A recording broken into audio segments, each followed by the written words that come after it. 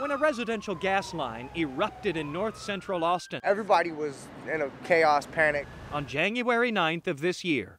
Half the house is laying in the street in front of me. Jack Graves watched his next-door neighbor's house blow off its foundation. It just passed right in front of my eyes and landed in the street. The blast was quickly followed by an explosion of calls. Austin 911. Coming in to Austin 911. It was like a giant boom, and then the house is a wall of flames. Is it getting through the roof yet? Definitely, yeah. Graves was one of those lighting up the switchboard that day. A few minutes go by and you dial 911. I did. And what happens? Somebody was speaking Spanish. Se ha comunicado con la línea de 911 de Austin. It was a bilingual recording. You have reached Austin 911. So Graves just hung up. And I just closed it real quick because I knew by then there was a lot of people running around, so I knew that somebody else had called them. They definitely were. I've never seen a fire this big. In fact, the recording he had heard came on only because operators were backed up with so many people trying to get through at once. There was 150 calls in a 15-minute time frame.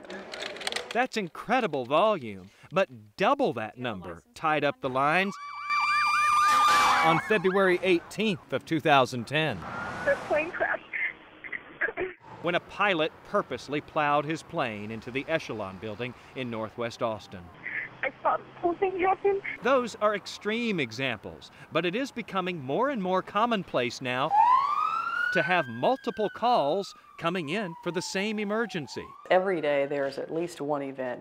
Usually there are multiple events throughout the day. Do you need police, fire, EMS? As this operator demonstrated for us, What is the location?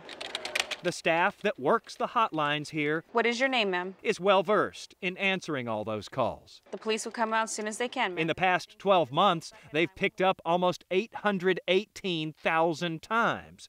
But in addition to that, they've also had to dial out almost 48,000 times. Those outgoing calls are to people like Jack Graves, who hung up before talking to an operator.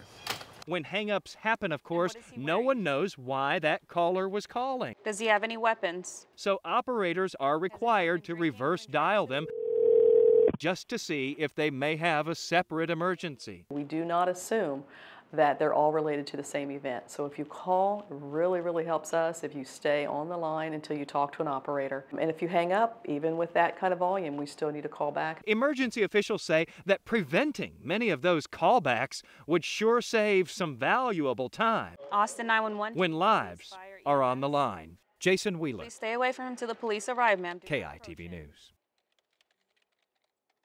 The police are coming.